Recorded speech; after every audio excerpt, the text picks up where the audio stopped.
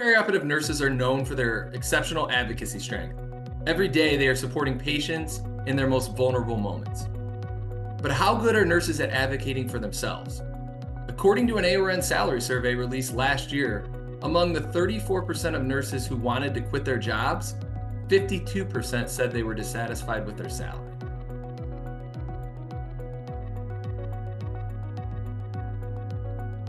It's an honor and a pleasure to speak with Danielle Quintana, professor at the University of Houston and author of How to Advocate for Yourself, Tips for Negotiating a Salary Increase or Promotion, an excellent article in The Stitch.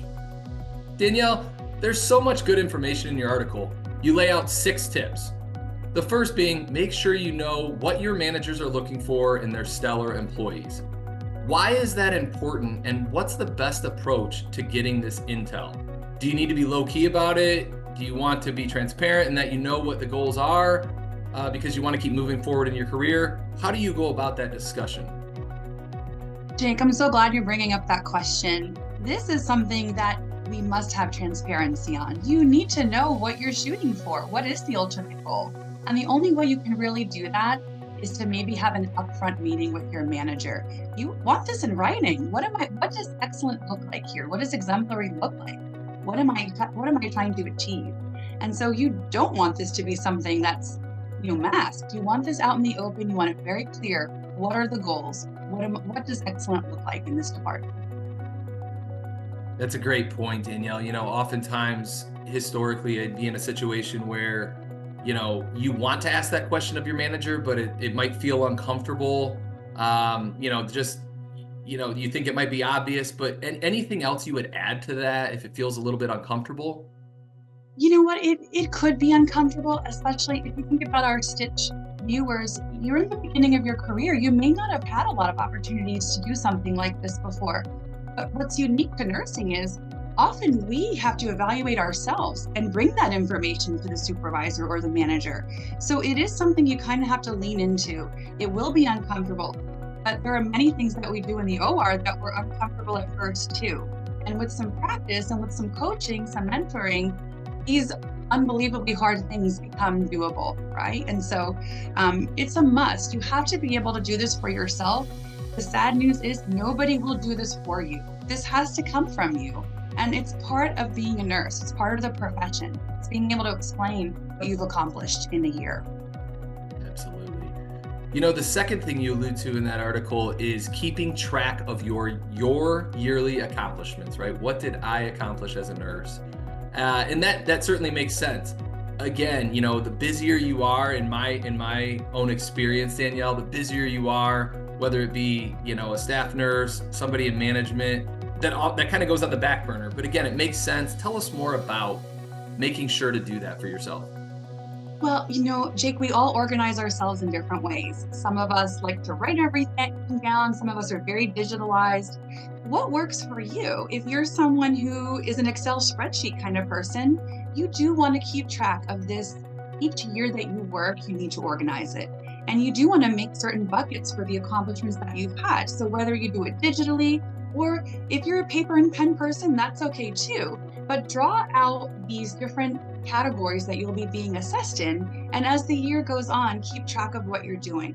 I've even had nurses make portfolios, and they're fun to make. You're making a portfolio about who you are, and you're creating this image of you as a nurse. And so you can do it that way too. That's another fun way to keep track of what you're doing. But then as the year progresses, every in-service that you attend, or every class that you take, or maybe you'll have a student to mentor. Every single part of this is part of your yearly review, and you can keep track of it as it's happening. Yeah, I just want to put an exclamation point on what you just said, Danielle.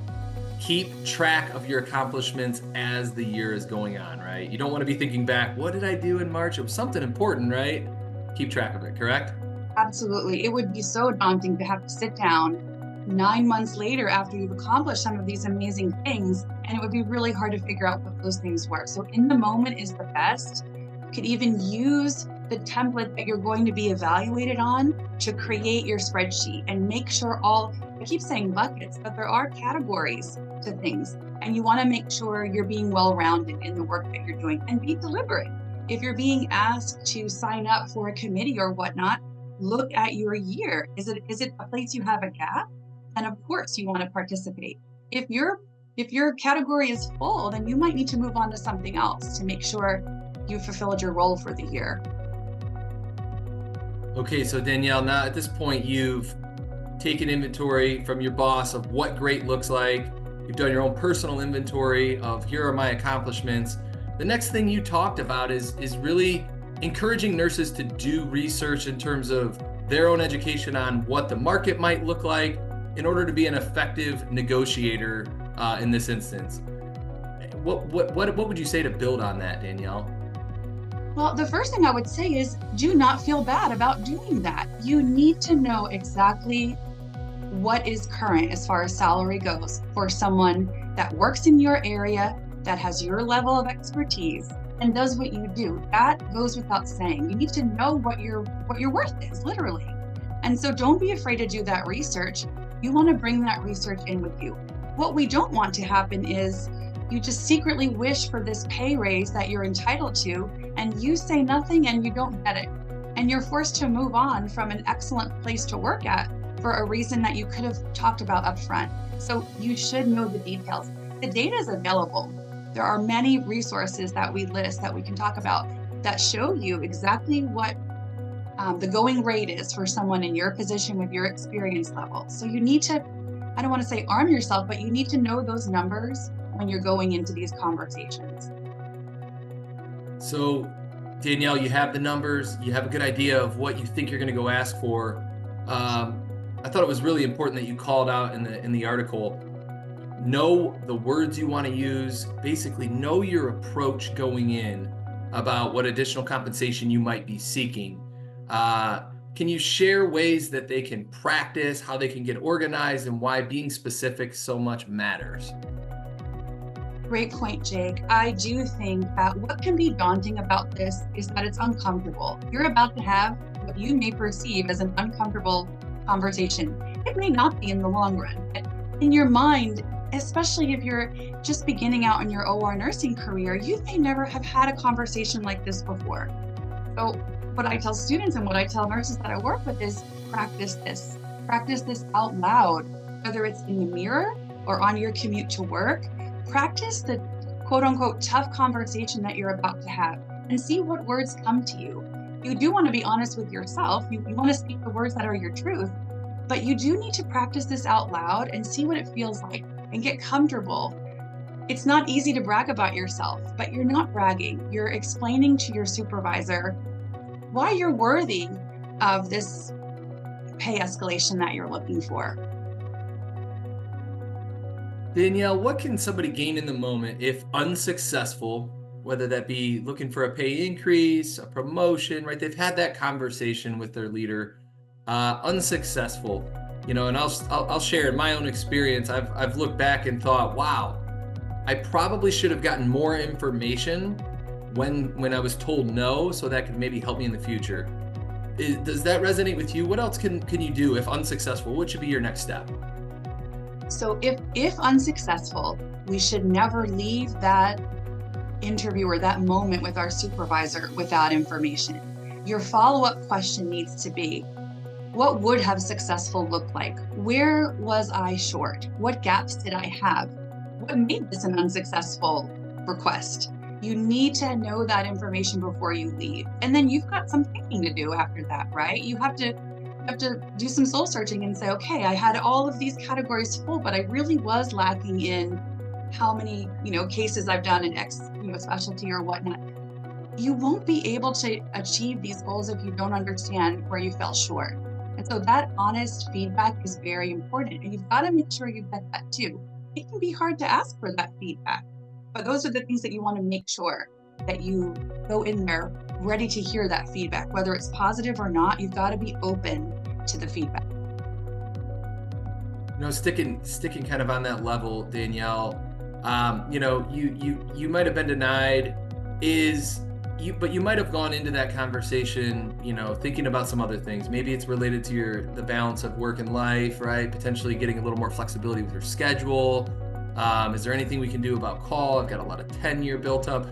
If there's other things to that are on your mind, do you feel this is a good time to go into that with your leader, or should you look for a different time?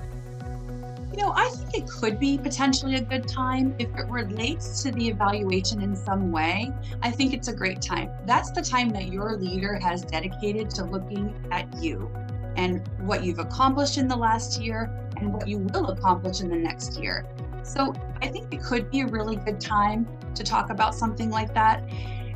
On the flip side, it's not the time to do your general day-to-day kind of business with your leader. This is really about you and your career trajectory. And so, what did the last year look like, and what does next year look like?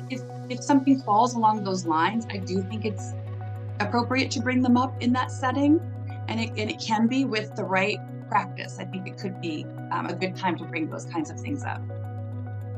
Yeah, Danielle, you highlight, practicing, doing your homework, making sure that your research is accurate in terms of what the market might look like, all of these very helpful tips.